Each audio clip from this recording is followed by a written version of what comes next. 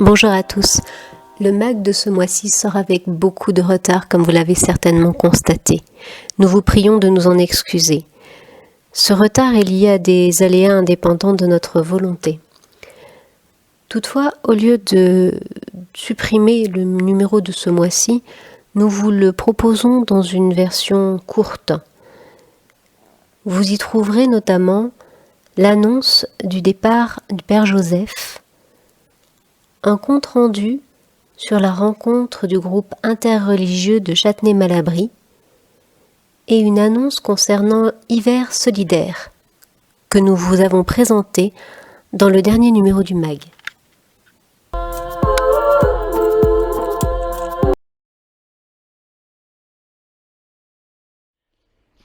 Tu m'as invité aujourd'hui et ce que je voulais bien annoncer à vous tous, mes frères et sœurs bien-aimés, que après 7 ans parmi vous, le Père évêque m'a nommé à partir du 1er septembre à Clamart. Et puis en plus, il m'a nommé comme aumônier diocésain de Loup, le cancer Espérance. Donc pour le moment, il y a un groupe de 70 personnes cancéreux. Donc je dois les accompagner et puis moi j'aime bien, quand je dis oui, j'aime bien prendre le temps pour être avec eux, les accompagner en paix, comment ils peuvent vivre jusqu'à la fin dans la paix et puis dans la confiance. Voilà. Parce que moi personnellement j'aime bien aussi l'accompagnement spirituel et puis psychologique. C'est vraiment c'est un bonheur, c'est une joie pour moi déjà. Et donc... J'aime beaucoup vraiment cette image. Un monsieur de 50 ans, il a eu aussi un cancer. Il a demandé à sa femme de m'inviter à venir. Et puis il a réuni ses 3 enfants autour de lui. Et il a vraiment parlé à chacun. Et puis à une qui a dit que papa, est-ce que tu m'as pardonné? Il dit que ma fille, j'étais déjà pardonné depuis longtemps, tu es toujours ma fille bien-aimée. Et puis après, il a dit aussi à chacun, il dit si vraiment par hasard j'ai fait quelque chose qui vous a fait du mal, je demandais pardon à chacun de vous, mais j'aime bien partir en paix. Et puis aussi maintenant je confie votre maman à chacune de vous. Et puis après, une semaine après, il est décédé. Et voilà, c'est pour ça, ce souvenir à la fois douloureux, mais à la fois, c'est vraiment une bonne leçon pour moi aussi. Faire la paix, préparer son départ à la rencontre avec le Seigneur. Voilà. Ce souvenir marqué ma vie de prêtre. La capacité d'adaptation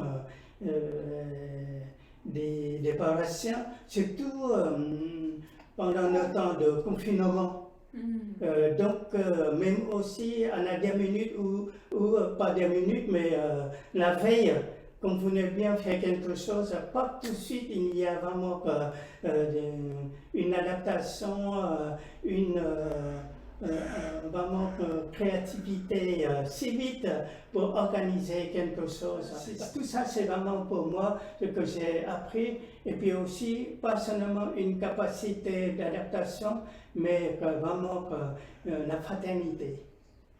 La fraternité ici, vraiment dans les paroisses, par exemple, les repas partagés de temps en temps après la messe du dimanche, ça c'est pour moi c'est marquant. Et puis bah oui, quand il n'y a pas de Covid, le barbecue pendant l'été. Hein? Et puis aussi des cours d'amitié, tout simplement, tout ça pour moi, des rencontres gratuites la fraternité, voilà, ce que j'ai beaucoup appris, c'est vraiment la capacité d'adaptation et puis aussi une vraiment fraternité naturelle. Je vais partir à Klama partager avec tout ce que j'ai reçu le meilleur de ce que vous m'avez donné, ce que vous m'avez appris. Ce que vraiment je voulais dire, une seule chose, que je vous ai aimé et je ne cesse pas de vous aimer de tout cœur. Même je ne peux plus vous servir, mais je peux toujours vous aimer, je vous porter dans ma prière. Nous avons organisé, ou plutôt proposé une fête de la fin d'année, le samedi 26 juin à 18h30, une messe à plein air, en dehors, et puis avec le thème rendre grâce au Seigneur, vivre la gratitude de tout ce que nous avons reçu du Seigneur pendant cette année un peu spéciale avec le Covid. Voilà. Et puis peut-être je profite aussi de dire au revoir à tout le monde. Et puis si le temps permet, on peut faire un peu, on peut partager. Et puis je puis dire au revoir à chacun. Mais je dis plutôt pas au revoir, je dis plutôt adieu. C'est-à-dire vraiment adieu chacune de vous. C'est une manière de dire merci au Seigneur avec vous.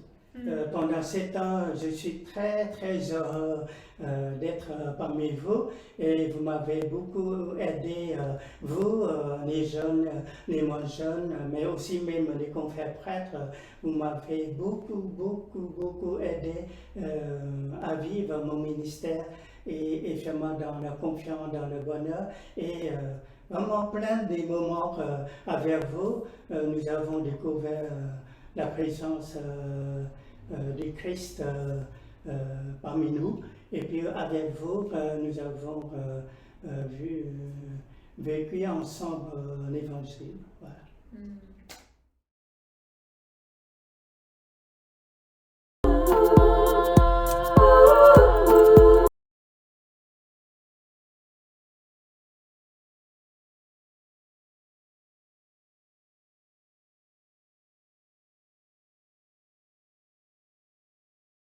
Et du coup, je voulais commencer par demander comment est-ce que cette soirée a été initiée et qui étaient les personnes qui étaient invitées à participer et si vous voulez donner un peu de contexte. Alors, disons que c'est une vieille histoire.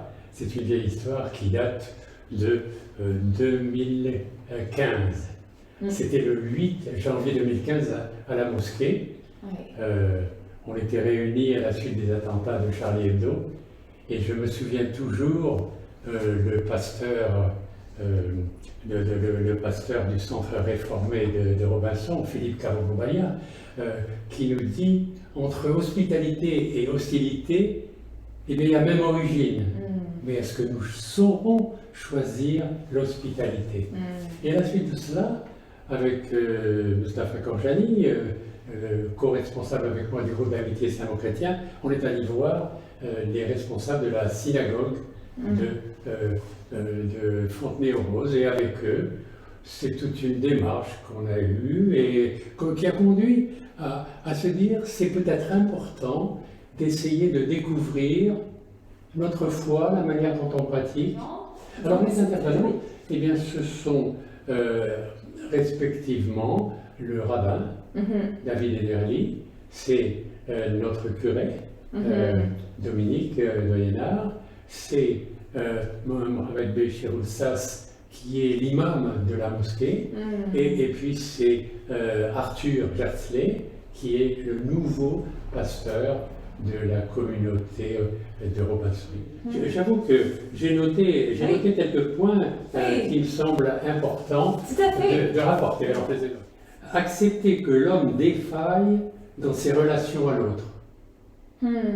Et parallèlement, prendre en compte l'infinie dignité de l'homme, de choses entendues qui permettent à chacun de se situer par rapport à l'autre. Un deuxième point qui m'a semblé important, c'est l'importance de la verbalisation, disons, de tout ce qui touche à un manque vis-à-vis de l'autre, et tout ce qui touche à une difficulté de relation avec l'autre.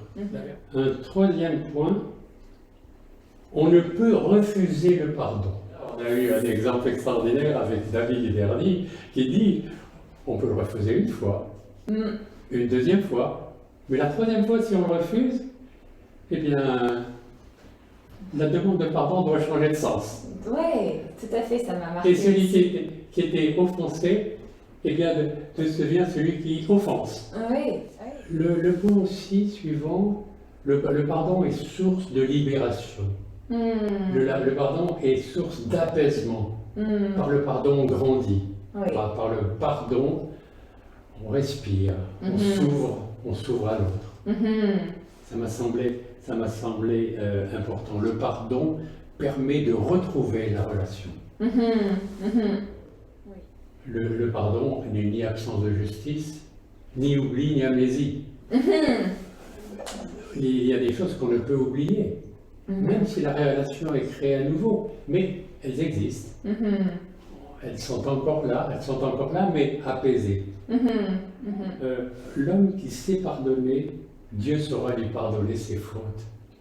Et je pense que cette démarche me semble a été affirmée de différentes manières dans chacune des traditions. Oui. Bien sûr, énormément de choses ont été dites, mais cela fera l'objet d'un compte-rendu. Oui, c'est ça. Ultérieur. J'avais l'impression qu'on n'était qu'au début d'un chemin, en fait, en quelque sorte. On n'avait que touché la surface d'un énorme sujet et un qui est très important, je pense, à notre époque. Et vous voyez, un point qui nous semble important avec Moustapha, c'est le fait de dire nous donnons la parole aux responsables de nos communautés qui sont ici, qui parlent en fonction des communautés dans lesquelles ils sont. Mais il est possible que dans d'autres communautés, d'autres paroles soient dites. Oui, tout à fait. Et avoir conscience qu'on est ici et c'est ici que le vivre ensemble est à construire. Mais construisant ici un lieu où chrétiens, juifs et musulmans se découvrent dans leur foi, dans leur pratique et dans leur humanité. Une chose qui nous semble très importante, c'est vraiment que dans cette construction, les jeunes prennent leur part. Parce que rassembler des anciens, pourquoi pas? Ils ont toute l'expérience des rencontres passées, mais il est important que le relais soit passé et que des jeunes qui vivent aujourd'hui, eh bien, pensent à se vivre ensemble et essayent de le construire. Si vous avez, vous qui nous écoutez, été intéressé par cette rencontre, eh bien, merci de nous faire savoir ce que vous aimeriez que soit la prochaine rencontre. Alors, on attend vos propositions, vos suggestions. Et... D'accord. Donc, à construire ensemble. À construire ensemble, absolument.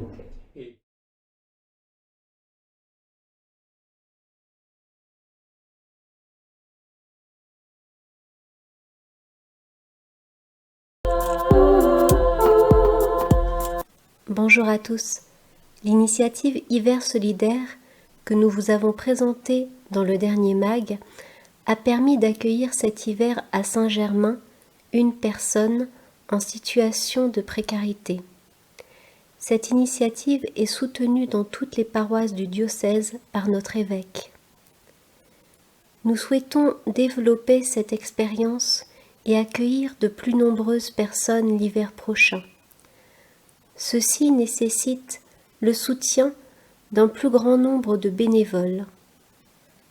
Afin d'en discuter, nous vous proposons une rencontre conviviale le samedi 26 juin à partir de 14 h à l'espace senior de Châtenay-Malabry. N'hésitez pas à proposer à vos proches, à vos voisins de participer. Merci beaucoup.